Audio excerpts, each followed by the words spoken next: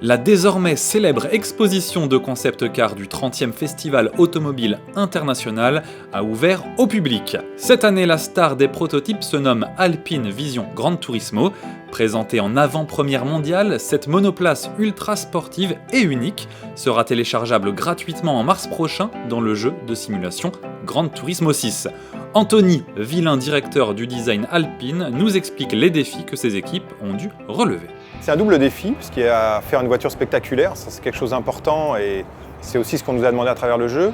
En même temps, c'est pas vraiment un jeu, c'est un simulateur. C'est-à-dire que quand on travaille avec Gran Turismo, tous les paramètres de liaison au sol, le débattement des roues, les roues doivent tourner, l'aéro doit fonctionner. Donc ça paraît pas quand on la voit, ça semble un véhicule un peu fantasmé, mais en fait derrière il y a tout un challenge technique pour que la voiture ait un vrai comportement dans le jeu. Là, on est encore dans la mise au point. On ne veut pas qu'amener une belle voiture aux joueurs, on veut aussi amener une voiture qui a un comportement vraiment plaisant, un plaisir de conduite, parce que c'est dans notre génétique.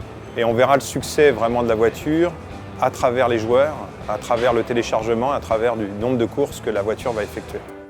Techniquement, cette Alpine Vision GT embarque une motorisation V8 de 450 chevaux pour seulement 900 kg, vitesse de pointe annoncée 320 km/h, impressionnant mais loin d'être une priorité pour Bernard Olivier, le PDG d'Alpine.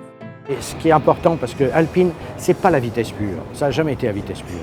Alpine, je voudrais rappeler, ça vient de Alpes, ça vient des petits virages dans les Alpes, et l'Alpine c'est cela, c'est le plaisir, pas les grandes vitesses obligatoirement, dans le petit virage des Alpes c'est l'agilité liée à la légèreté.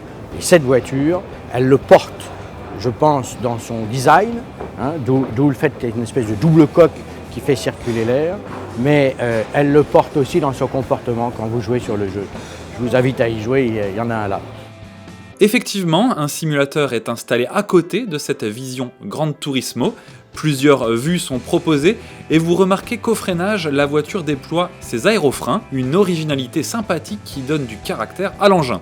Une dernière question nous vient à l'esprit. Pourquoi cette maquette à l'échelle 1 n'arbore-t-elle pas la fameuse teinte bleue alpine, mais une blanche? Explication avec Bernard Olivier.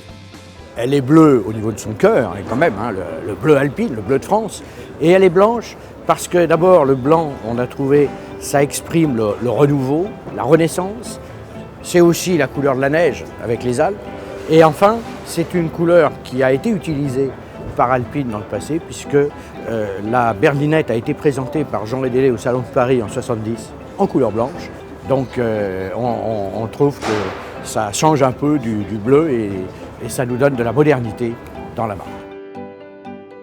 Dans Gran Turismo 6, vous pourrez également choisir la sportive dans une teinte orange et bleue, inspirée de l'Alpine A450 double championne d'Europe d'endurance, ou encore une teinte noir mat.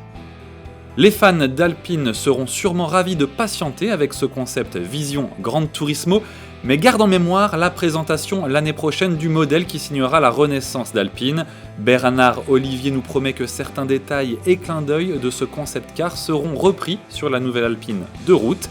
Patience, vous avez en tout cas jusqu'au 1er février 2015 pour vous rendre aux Invalides à Paris et ainsi profiter de l'événement. L'Alpine Vision Gran Turismo sera également visible au Salon Rétromobile du 4 au 8 février 2015.